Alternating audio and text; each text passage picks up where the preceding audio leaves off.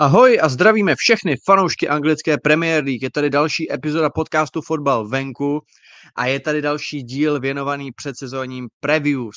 A v dnešním díle přijde řada na Tottenham Hotspur. Tým, který spousta lidí v Česku zajímá, protože mu fandí, případně protože se mu smějou nebo ho nemají rádi, protože fandí nějakému konkurentovi, ale od letošního roku tým, který zajímá spoustu českých fanoušků už jenom proto, že za něj chytá Antonín Kinský, náš reprezentační brankář, bývalý slávista. No a jestli chytat opravdu bude, a nebo jestli bude sedět na lavičce, a nebo jestli bude někam hostovat, nebo ho prodají, jak to s ním vlastně bude, tak o tom všem si dneska budeme povídat, ale nebude to zdaleka jenom o Tonovi Kinském, bude to samozřejmě o novém trenérovi Tomasi Frankovi, o odchodu Humansona, o ofenzivě, o tom, jaký jsou ambice toho týmu, prostě o všem, co se týče Tottenham Hotspur. No a samozřejmě, když Tottenham, tak tu se mnou s Honzou nemůže být nikdo povolanější než Dany, kterýho se dneska budu snažit krotit, aby to nemělo 3 hodiny ten díl, protože samozřejmě Tottenham je jeho láska, jeho vášeň, jeho život tak trochu. Dany Pišťák, Dany, ahoj. Ahoj Honzo.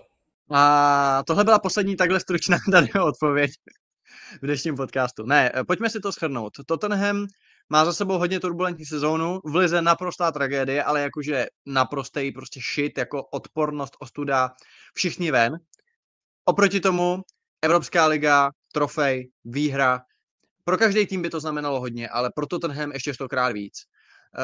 Takže opravdu ta ambivalence se prostě prolínala celou tou sezónou.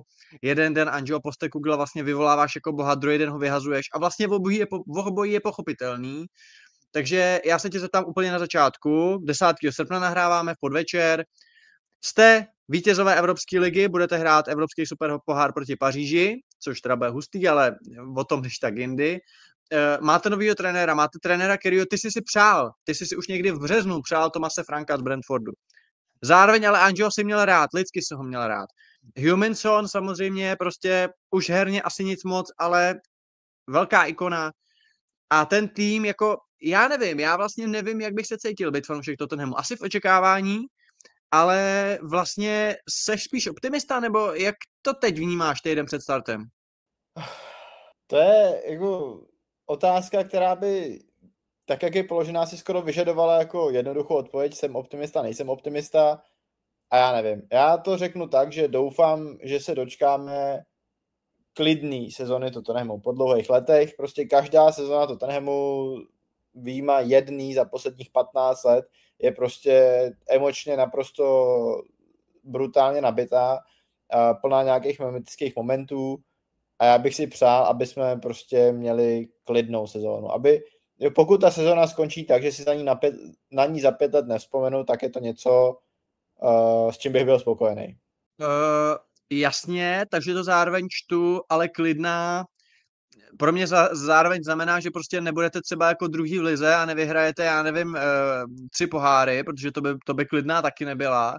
Takže to čtu jako nějaký lehký posun vzhůru, nudné 6. místo, nějaké to semifinále FA Cupu a hezká práce Tomase Franka, hezká první jako sezóna pod novým trenérem, jako takhle nějak to čtu.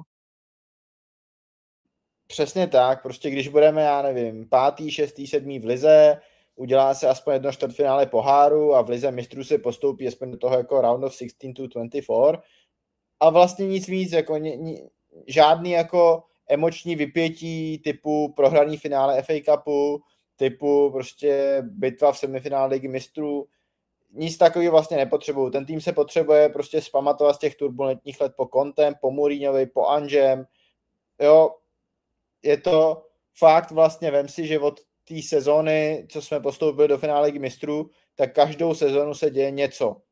Jo, říkám, přišel Mourinho, přišel Conte, vyhodili jsme Mourinha 10 dnů před finálem, jako 2 dny před finále poháru, Conte nás proklel do horoucích pekel, přišel Ange, jsme 17. v lize, ale vítězové Evropské ligy. Ne, jako dost, prostě sorry, jako pak bych byl rád, já jsem tady v nějakých z předchozích epizod vzpomínal na to, že se vlastně vrací taková ta doba jako top 4, tak kdybychom se vrátili do toho, že Tottenham je jakoby 5., 6., 7. nejlepší tým Anglie a trošku jako bez nějakého zbytečného jako bez zbytečných cirátů, tak dobrý. Jako. Dobře, ale není to trošku jakoby vyhlášení nějaký rezignace na ambice, když to tak trochu řeknu? Já vím, jako jste 17. ale jste vítězové Evropské ligy, chcete lákat ty nejlepší hráče, udrželi jste Romera, jo, prostě jako ten tým je slušný, je to výborný tým v Londýně, máte krásný stadion, že jo, nejlepší v Anglii možná, tak jako já chápu, že prostě jde se nahoru po těch schodech postupně, jo, ale já trošku z těch tvých slov čtu, že vlastně říkáš, jako když budeme prostě 7. a skončíme líp než Aston Villa, tak jsem s tím v pohodě. Tak není to přece jenom málo? Může být, ale jak říkáš, po těch schodech se jde nahoru. Jo, a my teď máme trenéra, ještě o tom bude řeč, začínáme budovat postupně. Já bych byl vlastně hrozně rád, kdybychom se přiblížili k něčemu, jako byla sezona 14-15 pod Pochetinem, prostě jako nový trenér přijde, aplikuje ten svůj styl, bude to dávat smysl, začnou se rozvíjet hráči a budou tam nějaký ty jako základy, na kterých se dá stavět, protože všechna čest Anžemu Postecoglouovi a tomu, co dokázal, ale když se podíváme na jako herní styl a co z něj zbylo na konci minulé sezóny, tak tam není nic. Jako jo, my prostě opravdu jako stavíme úplně z nuly a jako chtít po Tomasi Frankovi, aby to vlastně jako okamžitě někam vyšvih, tak je podle mě neúměrný, podle mě přesně tohle jakoby zkratkovitý jednání, kdy chceš úspěch hned a jako nehodláš na ně čekat a tak dále, tak pak vede k tomu jako nekonečnému karuselu trenérů, který tam máme.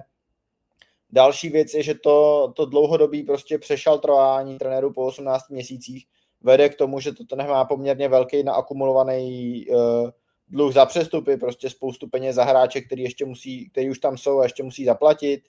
Takže prostě říkám, jako jasně je možný, že to je neambiciozní, ale dejme si, nebo jako byl bych rád, kdybychom měli tu jednu sezónu, která pak bude moct sloužit jako ten odrazový můstek pro další sezóny, protože prostě všechny tyhle jako kostlivce ze skříní se podaří vyházet. Podaří se jakoby zbavit těch hráčů, kteří už tam nemají budoucnost, podaří se, říkám, nějak jako znovu přivést nebo restartovat tu myšlenku toho, že rozvíjíme vlastní hráče, že máme nějaký jasně rozpoznatelný styl hry a že do té sezóny 26-27 budeme vstupovat v lepší pozici než do téhle sezóny. Když se podíváš na příchody a odchody, tak jako Sona si nechme ještě stranou, to je samozřejmě velký téma, ale který příchod nebo odchod je za tebe signifikantní, že může třeba nějakým způsobem určit tu vaši nadcházející sezónu? Je to třeba Mohamed Kudus? Věříš tomu, že může být opravdu tím vaším jako star playerem, který vás potáhne, anebo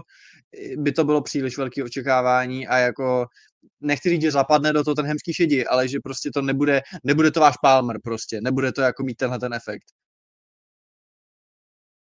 Myslím si, že takhle, oni ty příchody reálně jsou dva, že jo? Prostě je tam, nebo když počítáme stopera Kotu Takaje, který přišel asi tak za 4 miliony nebo 5 milionů liber z japonské ligy, tak 3, ale ty opravdu jako seniorní hráči s ambicí na první 11 jsou tam 2. Mohamed Kudus a João Palhinha na hostování. Ještě se asi pobavíme o tom, jestli to je všechno, nebo jestli ještě něco se stane.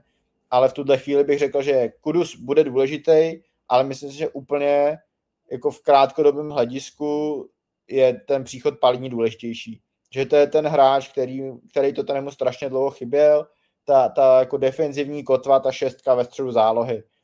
Thomas Frank hodně chtěl Christiana Norgorda, ten se rozhodl přejít radši do Arsenalu a tohle typově podobný hráč. Je mu 30 let, takže v té relativně mladé záloze Tottenhamu je to jednoznačně lídr. Je to hráč, který umožní té spoustě osmiček, kterou Tottenham má, hrát trošku ofenzivnějc, kterýmu se podaří zabránit tomu, aby Tottenham 3krát za zápas pouštěl soupeře do nebezpečné situace z rychlého breaku a vedle kterého může defenzivně růst zejména Archie Gray, který v té první sezóně působil jako taková záplata, kde zrovna bylo potřeba, ale to není dlouhodobě dobrý pro jeho rozvoj a ty potřebuješ, aby si tu pozici našel a on je asi nejlepší, nebo ta jeho budoucí pozice by měla být právě na šestce a potřebuje někoho, vedle koho se to naučí. To si ještě probereme podrobně samozřejmě v sekci záloha, nicméně teď teda ten velký odchod, poslední puclík, který ještě do týmu dosadil Mauricio Pochettino je pryč, Heung-min Son, velmi emotivně na to reagoval, na ten odchod, bylo to velmi autentický a je vidět, že tam opravdu prožil svoje jako velmi dobrý, možná, nebo určitě nejlepší fotbalový roky, že ten tým měl fakt rád a že ten tým měl rád jeho, potažmo celý klub. A já se tě nebudu ptát, jako, co to znamená, protože samozřejmě lidsky složitý, těžký, na druhou stranu herně asi to smysl dává, zeptám se jinak. Je Son větší legenda Tottenhamu než Harry Kane? Protože samozřejmě Harry Kane je Angličan, je tam ten národní ale Son tam vlastně byl taky velmi dlouho, zůstal tam po Kaneově odchodu, dotáhl ten tým arguably k trofeji, což se Kaneovi nepovedlo, tak jako, protože já jsem zaznamenal, jako, že Son by měl mít sochu, jo? Nějaký výkřik fanouškovský. Si řeknu, a tak jako s Kanem taky, nebo jako spíš Son než Kane, nebo první Kane a pak Son, jo, jakože tak jak vlastně tohleto nerozdělitelný duo, který se pak rozdělilo Kaneovým odchodem do Bayernu, tak jak z hlediska nějaký, jak to říct, honorability pro význam klubu Tottenham Hotspur FC, jak je vnímáš? Hele, za mě je to dneska poměrně jednoznačný. Son je větší legenda toho klubu než Kane. Jo, a myslím si, že jasně, ten národnostní faktor, nebo to, že Harry Kane je vlastně jako odchovanec Tottenhamu, je jediný, co to nějak přibližovalo. Ale za mě je to poměrně jasný od toho léta 21, kdy si Kane chtěl vytrucovat přestup do Manchesteru City, že jo? Tottenhamu se nedařilo. Kane, že jo, dal ten neslavný rozhovor z golfového hřiště s Garym Nevillem. No a v tomhle turbulentním prostředí Son podepsal novou smlouvu. Jo, podle mě je to prostě jako jednoznačný rozdíl v tom přístupu k tomu klubu. Pak vlastně se můžeme bavit i o tom, že Kane, jako za mě je Kane symbol nebo nejlepší hráč té Pochettinovy éry a Son je největší symbol té éry po Pochettinovi. Jo, vlastně ty nejlepší okamžiky Sona přišly až po odchodu Mauricia Pochettina. Ať už je to ten puškáš award goal proti Burnley, zlatá kopačka v sezóně pod Antoniem Contem, no a nebo to, že jako 13. hráč v historii dotáhl Tottenham trofej jako kapitán. Takže jako jasně, já chápu, že třeba anglický fanoušci mají rádi Harryho Kanea, ale za mě jako z pozice neanglického fanouška, který není zatížený tím národnostním biasem, Son Heung-min je větší legenda toho týmu než Harry Kane. Zase na druhou stranu budu samozřejmě trošku v opozici. Ty říkáš jasně, když Kane trucoval, když Kane chtěl odejít, on podepsal novou smlouvu, ale nejde tady trošku jakoby, jak to říct, není tady nevýhodou pro Kanea prostě to, že to je, nebo respektive byl lepší fotbalista než Son, že jednoduše prostě ten jeho profil byl vysokoprofilovější a Dany už se natahuje, že mi jednu vrazí, ale víš co, prostě Kane ve své době byl nejlepší útočník na světě, nebo jeden ze dvou třeba, možná je svým způsobem forward, i když už trošku samozřejmě dolů půjde po 30 a prostě chtěli ho ty Bayerny, City, Reály, nebo jako všechny top kluby chtěli Harryho Kanea. Son jako jasně měl třeba 2 sezóny, kdy byl extrémně skvělej a celou dobu byl nadprůměrně konzistentní, ale jako Son nikdy za mě nebyl ta hvězda jako Harry Kane po tak dlouhou dobu, jo. Takže ono snadno se jakoby na Kanea může být snadno naštvaný, že jako tady zvažoval City a tady šel do Bayernu, když jako Sona asi City a Bayern pořádně nikdy asi nechtěli, ne? No, ale jako tohle je podle mě k Sonovi neférový, jo. Podle mě to je prostě, i když se podíváš čistě na jeho čísla, tak od sezóny 16-17, to znám od jeho druhé sezóny v Tottenhamu, 20 kanadských bodů, 18, 18, 21, 27, 30, 16, 27 a 16. Jako, sorry, to je tak jako neuvěřitelně konzistentní a kvalitní produktivita, že co by za ní jako v City a v Bayernu chtěli. A myslím si, že to je spíš známka toho, že ten hráč byl jakoby opravdu tomu Tottenhamu oddaný. On měl kvality na Real Madrid, jako jo, ale prostě vlastně on z Tottenhamu nikdy odejít nechtěl. A myslím si, že tady je to vlastně o tom, že ty rumory se o Sonovi neobjevovaly, protože ten jeho jakoby jakýkoliv agentský nebo ten tým okolo něj je okamžitě zadusil v zárodku a nikdy se nesnažil ten move ani jako vytvořit, ani ten zájem, jako. On prostě chtěl být v Tottenhamu a on se s tím týmem cítil plně stotožněný, což u Kanea nikdy vlastně a i jako když sleduješ to, jak odešel, že jo, Son a to rozloučení i od toho týmu je jako strašně emotivní, zatímco Kane nahrál nějaký Snapchat z golfového hřiště v Mnichově nebo něco takového, tak jako myslím si, že tam jako výrazný rozdíl od přístupu toho hráče k tomu klubu.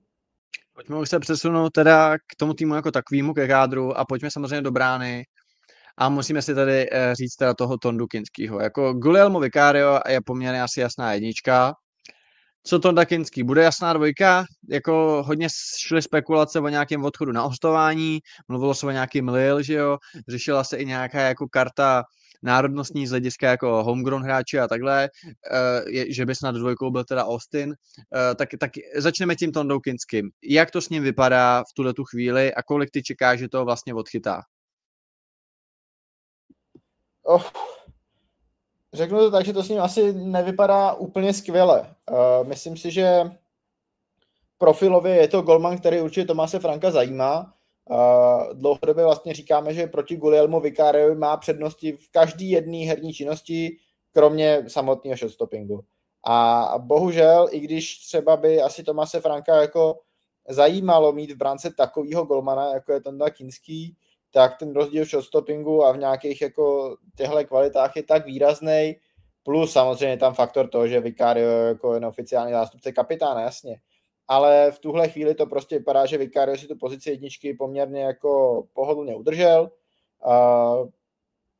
Tonda Kinský dostal v přípravě šanci, ale bohužel ji úplně zapače si nechytnul. Ten zápas proti Newcastle, tak skončilo to 1-1 a on dostal gól na blížší tyč, což jasně ne každý gól na blížší tyč je chyba golmana, ale prostě to vypadá blbě a jako těžko, nemůžeme soudit, jak to vypadá v tréninku, ale z těch přípravných zápasů tam nebylo vidět nic, co by ti vlastně jako mělo nasadit nějakého zásadního brouka do hlavy ve stylu, jo, ten Tonda je fakt ready a prostě když má chytat on nebo když má chytat Vicario, tak v tom shotstoppingu tam není žádný rozdíl. Ten rozdíl tam ještě asi zůstává.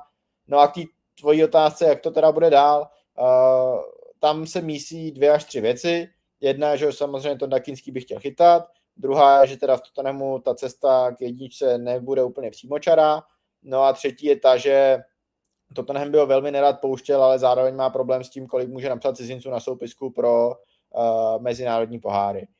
Ta úplně jakoby nejlogičtější nebo nejjednodušší varianta je prostě si ho nechat jako dvojku, protože ten rozdíl mezi Kinským a Austinem je přece jenom dost velký.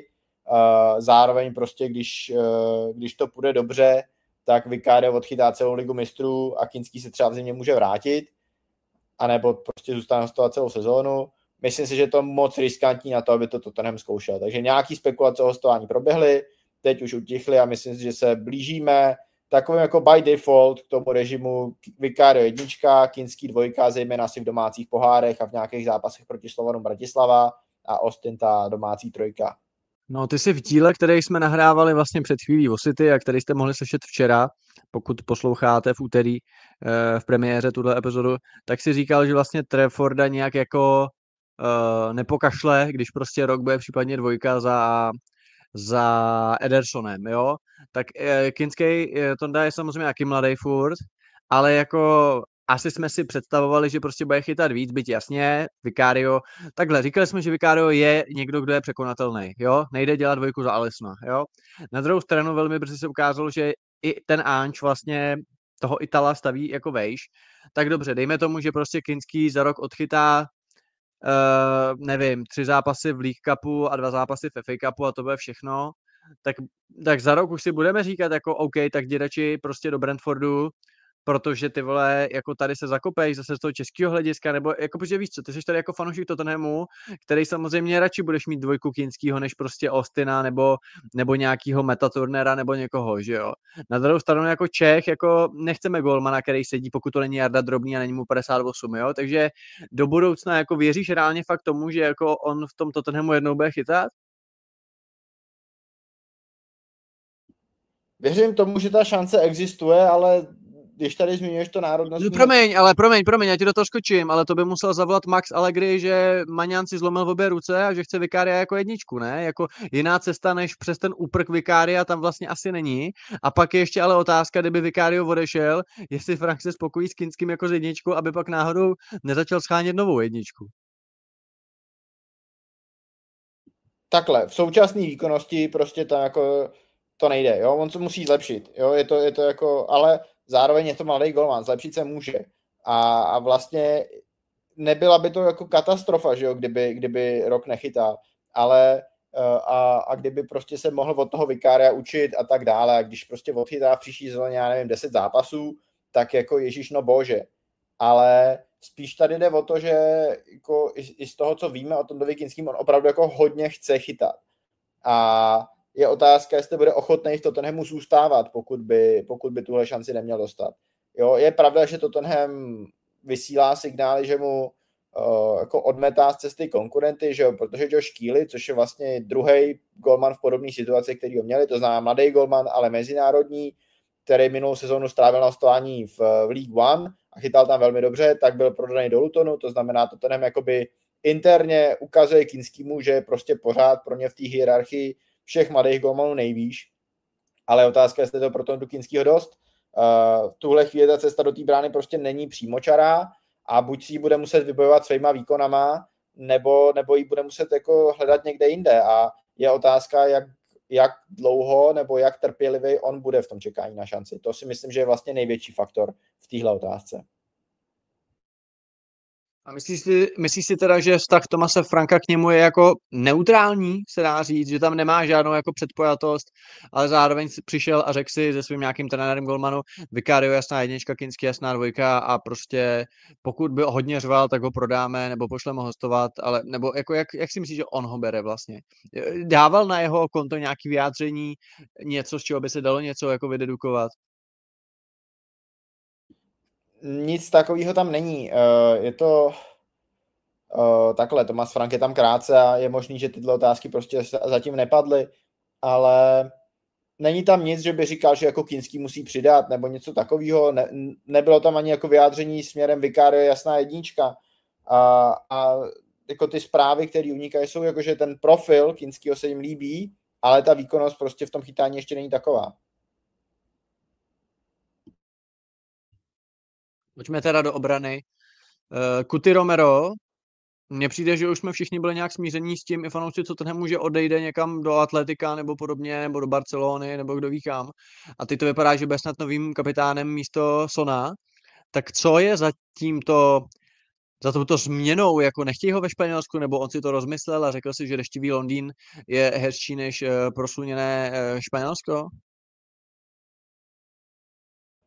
Těžko říct, co úplně přesně je za tím jako rozhodnutím zůstat.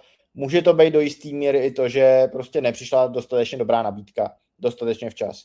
Protože Tottenham si ho cení opravdu hodně, chtěli za něj až okolo 70 milionů liber, Atletico nechtělo jít moc přes 50, přivedli si 2 jiný stopery a on zase jako ten trh pro něj nebyl až takovej a v Tottenhamu mu věří. Je to v tuhle chvíli v tom týmu služebně 4. nejstarší hráč, po Austinovi, Brianu Hillovi a posledním hráčovi z té Pochettinovy éry, což je Ben Davies.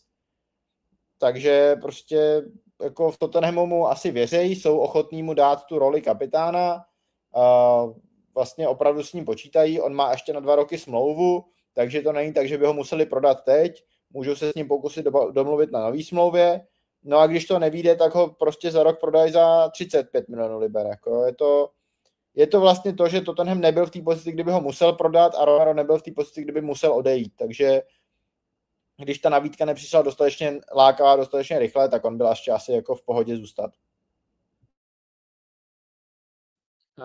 Dobře. Vedle něj je hrdina finále Evropské ligy Mickey van de Ven a Kevin Danso jako třetí muž vzadu. Bude tohleto platit i pod Thomasem Frankem? Zatím to tak vypadá a ono to dává smysl. Máš Romera jako z těch 3 hráčů asi nejlepšího borce na balónu, zároveň hodně soubojovýho stopera, Van de Ven je ten rychlostní hráč, no a Danco je vlastně taková jakoby kombinace Romera a Van de Vena, velmi dobrý ve všech jejich kvalitách, ale zároveň ne skvělý v žádný z nich. To znamená obstojný rychlostně, obstojný na balónu, ale žádný míčový kouzelník, umí hrát z obou stran. Myslím si, že pro klub typu Tottenham je to velmi solidní třetí stoper. 4 je ten frajer, který teda přišel, nebo protože Dragušin, že jo, zraněnej. Je to otázka, protože ukazuje se, že s Benem Davisem se počítá, to budeme ještě asi řešit u krajních beků, ale počítá se s ním spíš jako s krajním obráncem zpátky. Jsou tam, že jo, dva mladí hráči, Kota Takaj, který přišel z Kawasaki Frontale, ale teď je zraněný pro jistotu, okamžitě po příchodu. Je tam Luka Vuškovič, což je jakoby extrémní talent, jako zlatý dítě chorvatského fotbalu, který se v té přípravě jeví skvěle, ale je taky otázka, jestli pro něj nebude lepší jít někam hostovat. A je tam Radu Dragušin, který by si někdy v říjnu nebo v listopadu měl postupně vracet. A Thomas Frank připustil, že ještě stopera hledá. Takže je otázka, jestli třeba Tottenham nebude občas hrát zase na 3 stopery, ale řekl bych to tak, že ta první trojice je daná a pak, když se naskytne příležitost, tak Tottenham ještě zkusí posílit a když to jinak nepůjde, tak prostě nějak z kombinace Vuškovič, Takaj, Dragušin se navaří ten zbytek za něma. Když půjdeme na ty krajní beky, tak vlastně mi přijde, že zatím je to fakt taková ani ne evoluce, zatím je to prostě kádrově vlastně skoro ten samý tým. Pedro Porro stále zůstává, ono taky asi kam by šel, tak jako Real si vybral Trenta, že jo, teoreticky třeba City by mohli mít zájem, ale ani nevím, jestli ho vlastně jevili, ani nevím, jak by byl Tottenham nakloněný prodej Pora. Já vím, že ty si ho chtěl loni vyměnit s Liverpoolem za Bradleyho, že jo, ty si střádal tyhle ty své plány. Tak Pedro Porro, Destiny Udogie, tam jak ty budou, zaprvé, jak je ohrožená jejich pozice, jestli je vůbec má kdo ohrozit.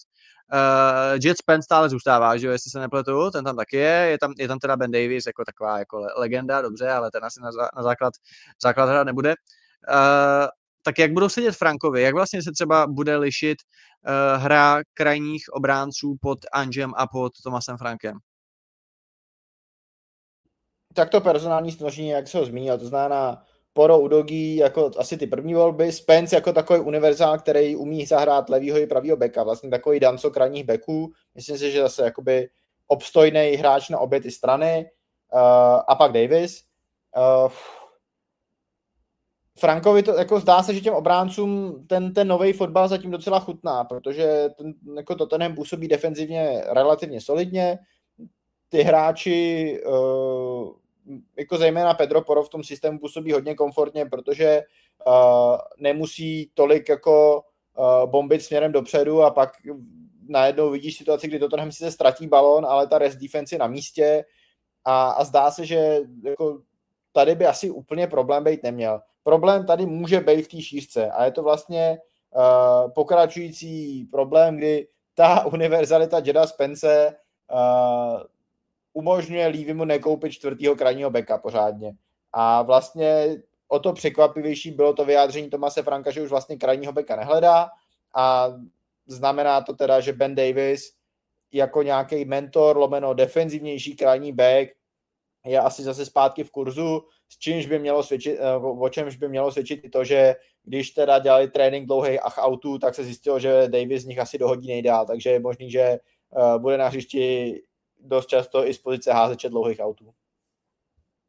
A ty to teda vnímáš jako překvapení, jako ty jsi si myslel, že nějaký krajní back přijde, protože zase na druhou stranu, když máš takhle dva jako výborný, vysokoprofilový de facto krajní backy do základu a máš tam toho Spence, který teda už je pryč Antonio Conte, takže prostě jako dostane šanci a může hrát vlastně na obou stranách a taky o něj byl nějaký trošku zájem a vy jste ho vlastně zadusili hned v zárodku, tak já asi jsem v pohodě s tím, aby pozici toho 4. tvořil někdo tak univerzální a někdo tak jako pokorný a poctivý jako Davis, ne?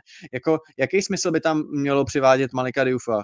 Hele, ne Malika Dioufa, tam ten konkrétní problém u krajních backů je ten, nebo problém.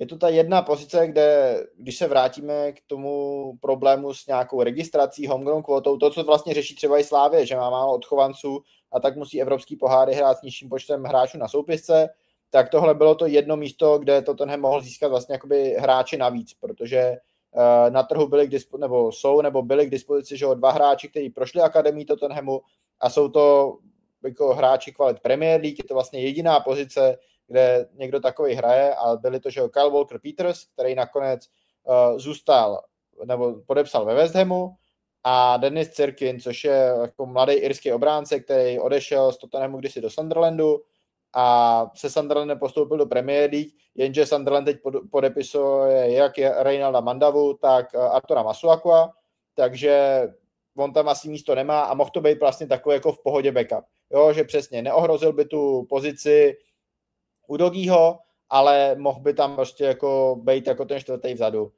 Ale zdá se, že tohle není v plánu, to znamená prostě Tottenham to bude mít poskládaný takhle. A mě, jako, já jsem v pohodě s tím, aby to byly tyhle 4 hráči. Spíš mi jde prostě o to, že velmi rychle ti začnou ty místa na té soupisce docházet, když máš prostě dva golmany, který jsou cizinci, pak máš 4 krajní beky, který nejsou jako klubovým odchovaný a tak dále. Takže je to místo, kde si Tottenham mohl pomoct a nevolí tu variantu. To je všechno. No a myslíš si, že to ani nikoho jako nenapadlo ve sportovním úseku, nebo je to napadlo a Levy to zatrh, že tyhle ty hráči se převádět nebudou? Možná je to napadlo a jestli to někdo zatrh, tak je to spíš Thomas Frank podle nedávného vyjádření, kde on říká, nechceme přivádět hráče jenom proto, abychom přiváděli hráče, chceme přivádět hráče, kteří budou jako opravdovým posílením a budou bojovat o základní sestavu, což při vší úctě ani Walker Peters, ani Cerky nejsou. Takže je to prostě opravdu asi nějaká filozofická volba, že radši budeme mít 18 hráčů, který všichni chtějí hrát základ, než tady mít někoho, nebo než tady přivádět 19. který prostě bude jako jenom jako benchwarmer, a pokud má někdo být benchwarmer, tak ať je to někdo v pozici, jakou měl v Brentfordu třeba Ben Mee, to znamená ten mentor, ten hráč, který prostě bude předávat ty zkušenosti, což bude právě plnit ten Ben Davies. Že? Takže prostě ty hráči neplní ani jednu z těch funkcí, tak je tady nechcem. Jsme si probrali personální složení na závěr k obraně, tak nějak obecně Thomas Frank, trenér, který si to uměl tak nějak vždycky vyladit pragmaticky, nechci z něj dělat žádného betonáře, ale rozhodně je to defenzivněji založený trenér než Ange Postecoglou, což teda je asi úplně každý. Ale vlastně ta pětice Vicario, Udogie a Poro jako dost ofenzivní vlastně wingbacki, ale ve 4členném obranném systému, a Romero a Van de Ven, zejména s nějakým sklonem Romera k červeným kartám, k občasným excesům, tak jako zní ti to jako defenziva, která prostě je schopná mít průměr, já nevím, maximálně 1 gól na zápas?